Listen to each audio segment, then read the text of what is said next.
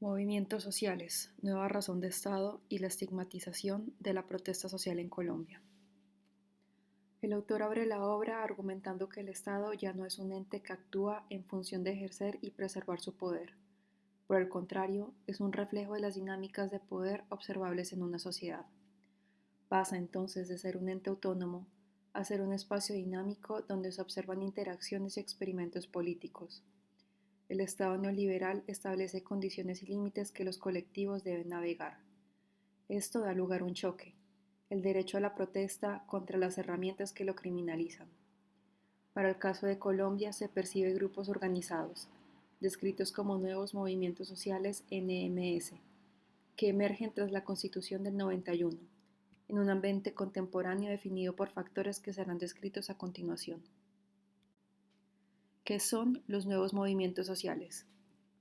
Son grupos definidos por las condiciones en que nacen y el contexto social que los define. Construyen y se adhieren a un discurso, generalmente originado de un problema.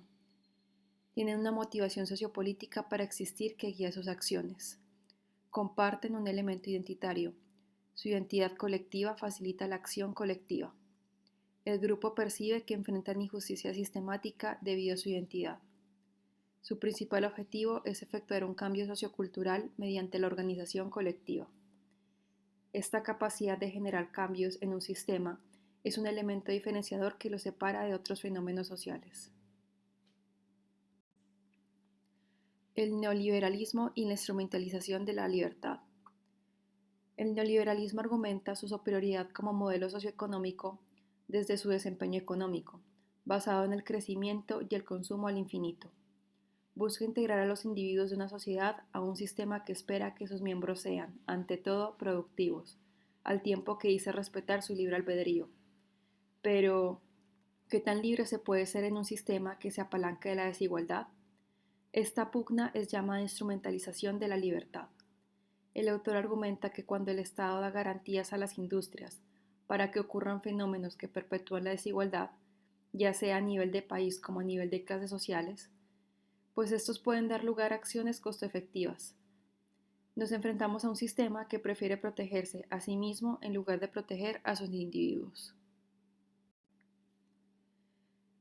Dentro del tema de la globalización debemos analizar sus efectos a nivel macro para entender cómo nos han afectado a nivel país. La globalización modifica la visión cosmogónica de los individuos desde sus bases económicas. Argumenta que un mundo sin fronteras y que comparte los principios del capitalismo da las condiciones para construir la mejor sociedad humana posible. La principal crítica que se hace a esta tesis está en que nace de los países que se establecen como el centro económico del mundo, quienes han establecido sistemas de jerarquía productiva y económica con los que se han posicionado encima de otros países en la periferia de sus economías. Políticas que efectivamente ceden influencia y poder sobre la política monetaria de un país a aquellos terceros que puedan adquirir su acceso a ella. El Estado pasa de moderar entonces la economía a garantizar y proteger las herramientas neoliberales que permiten la perpetuación espaciotemporal del capitalismo. Cuando hablamos de perpetuación espaciotemporal nos referimos tanto a la posibilidad de acceder a estas herramientas en el nivel físico como a asegurar que éstas puedan mantenerse dentro del tiempo. Pasa entonces a estructurarse en torno a los derechos de los individuos, a facilitar un diseño bajo el que los individuos sientan que actúan con libertad, cuando en verdad se integran y se moldean a las demandas de la economía. El caso particular de Colombia y la ficción del derecho a la protesta.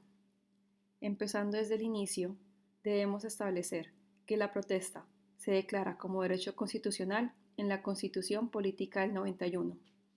Con el artículo 37, el gobierno busca dejar atrás un pasado de represión a los derechos civiles del pueblo, que incluía el derecho a organizarse y protestar. Esta intención ha sido, sin embargo, obscurecida por el uso de la ley penal para criminalizar, limitar y, en últimas, estigmatizar a los nuevos movimientos sociales colombianos.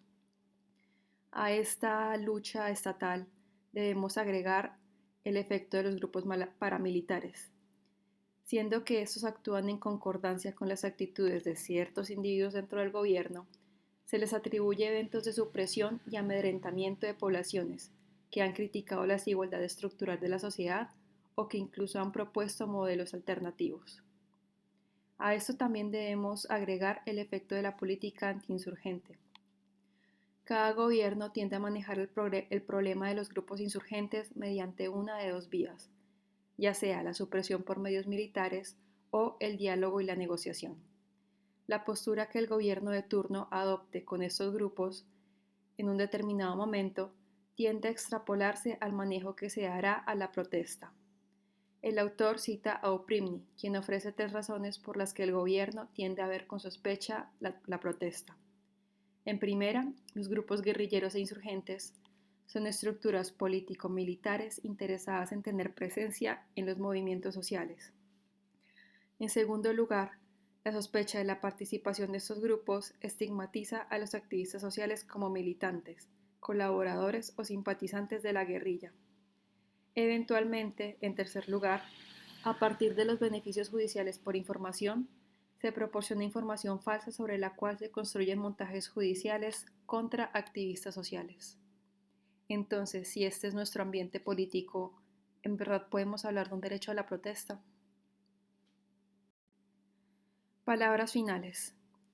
Si reconocemos la realidad actual que enfrentamos como sociedad, definida por los principios de un mundo globalizado capitalista, es imperativo que se reformen los principios legales bajo los que un derecho constitucional puede ser limitado mediante herramientas penales. Dado que supongamos que las acciones tomadas dentro de un marco de legalidad son suficientes para legitimar un movimiento, y soy consciente de que esto es debatible, pero supongamos, entonces garantizar tal protección sería la piedra angular para empezar a cambiar la razón de nuestro Estado contemporáneo, de uno que protege la productividad de un sistema económico hacia uno genuinamente humanista. Muchas gracias por su atención.